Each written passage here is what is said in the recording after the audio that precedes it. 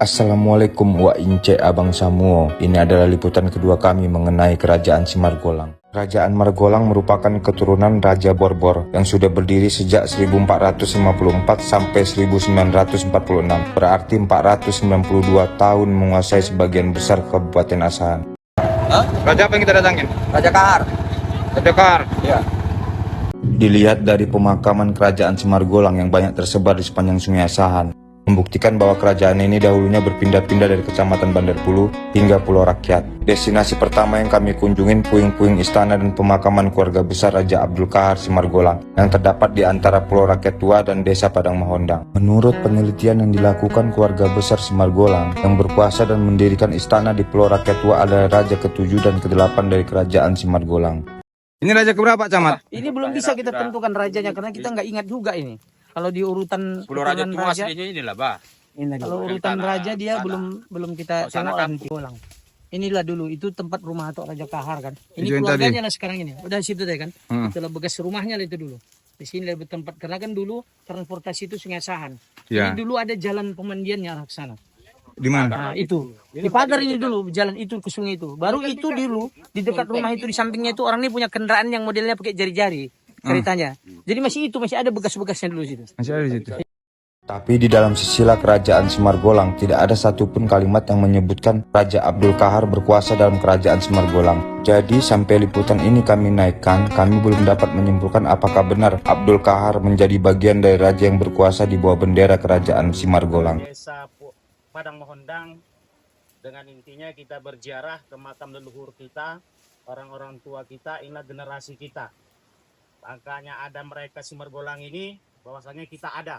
Sekarang kita marilah sama-sama untuk berdoa supaya apapun yang kita laksanakan ini mendapat ridho dari Allah Subhanahu wa taala, dan hendaknya arwah-arwah yang di hadapan kita ini yang terdahulu orang-orang tua kita ini moga-moganya semoga diampuni Allah dosa-dosa mereka yang terdahulu. Edisi kedua kami kembali mengarungi Sungai Asahan untuk menuju pemakaman Raja Marlampau, seorang raja yang bersama rakyat berperang melawan Belanda. Ini makanya ini dulu warisan Raja Margolang, aku bilang hampir 5 hektar. Inilah membuktikan atau kita itu opung kita itu, opung Raja Marlampau itu dia tempat. Di situ semua orang banyak dulu datang dari Kisaran. Bahkan Presmian apa dulu yang diresmikan ini? Yang datang Panggabian kan? Panggabian datang kemari dulu karena dia di sana mimpi katanya.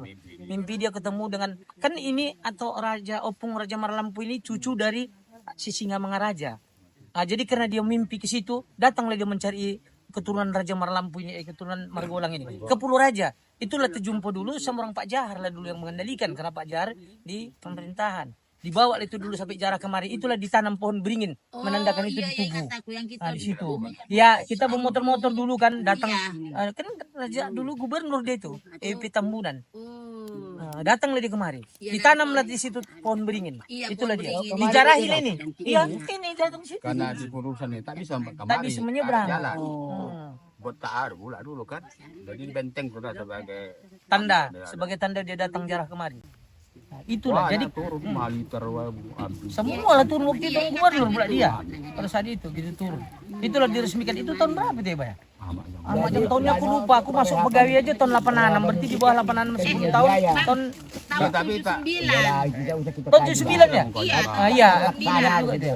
Kita tengok ini Bah, ini kan keturunan Raja Marlampau ini. Kalau kita tengok ini mungkin ini keturunan yang ke-6. Yang lurus saya. Iya, yang keempat di Marjanjace.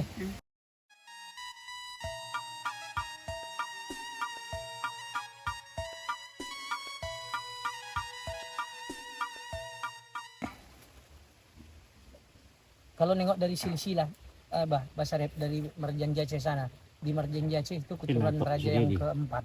Berarti di sini mungkin ke-6 atau ke-5 yang kita belum tahu, tapi yang pastinya macamnya atau sendiri. Berarti ini yang ke-6 lah mungkin.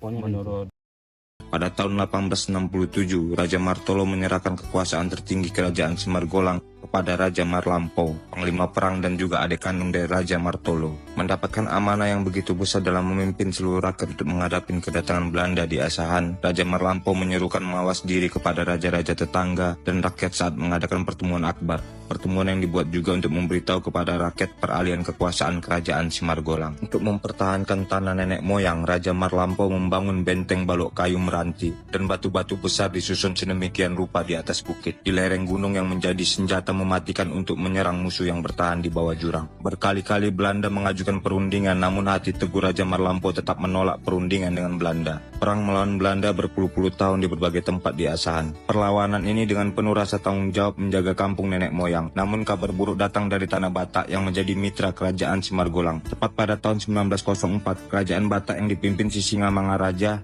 berhasil dikuasai Belanda, dan saat itu Sisingamangaraja gugur dan menjadi pahlawan di Tanah Batak. Kerajaan Simargolang pun mendapat serangan bertubi-tubi dari Belanda setelah berhasil menguasai kerajaan Batak. Raja Marlampo terdesak dan ditangkap menjadi tawanan Belanda. Dalam masa tawanan, beliau jatuh sakit dan akhirnya gugur menjadi pahlawan di Tanah Asahan. Dukung terus Pro Raja Project di jalan sunyi tak bertepi.